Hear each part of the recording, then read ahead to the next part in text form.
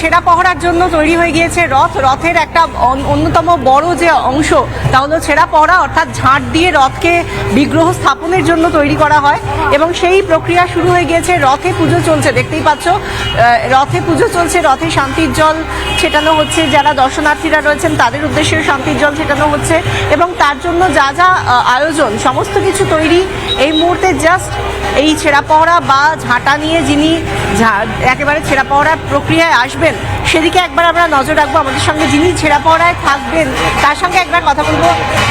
আপনার কাছ থেকে একটু জানতে চাইবো, আর কিছুক্ষণের মধ্যেই তো ছেঁড়া পহড়া শুরু হবে, কিভাবে হচ্ছে এটা একটু গোটাটা বলুন আমাদের।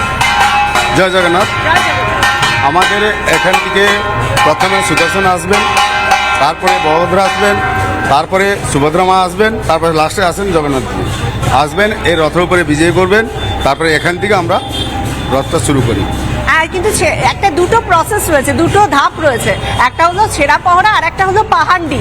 আমরা জানি ছেঁড়া পহড়াটা এবার শুরু হবে তো আগে ছেঁড়া পহড়া রাজা আসবে, ছেঁড়া পহড়াটা হবে, তারপরে পন্ডিটা শুরু হয়। ছেঁড়া পহড়া কে করছেন? কি নাম ছিল ওনার? রাজা রাম গোপাল করবেন। ও আচ্ছা, আমরা দেখতে পাচ্ছি তাকে এই মুহূর্তে, উনি আসবেন। আচ্ছা আচ্ছা, তারপরে রথের জন্য কি বিগ্রহ একদম তৈরি, রাজবেশে তৈরি একেবারে? রাজবেশের তৈরি আছে। তার মানে বুঝতেই। আচ্ছা, আপনার নামটা কি? সুদামচরণ কবি। আপনি এখানকার অ্যাসিস্ট্যান্ট সেক্রেটারি।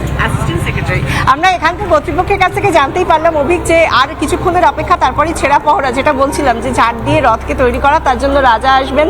রাজা এসে এখানে এই রথ এখন প্রস্তুত, শুধুমাত্র যেটা অফিসিয়ালি করার সেটা হলো সেই ঝাড় দিয়ে, যেটা আমরা দেখতে পাই শ্রীক্ষেত্রে পুরীর রাজা করে থাকেন, সেইভাবেই এখানেও করা হবে। কারণ এই কলকাতায় যদি একখণ্ড পুরীকে তুলে আনা হয় সেটা কিন্তু এই খিদিরপুরের জগন্নাথ মন্দির, এবং সেখানে আমরা আজকের দিনে দেখতে পাচ্ছি আর কিছুক্ষণের অপেক্ষা, তারপরেই এখানে বিগ্রহ আনা হবে।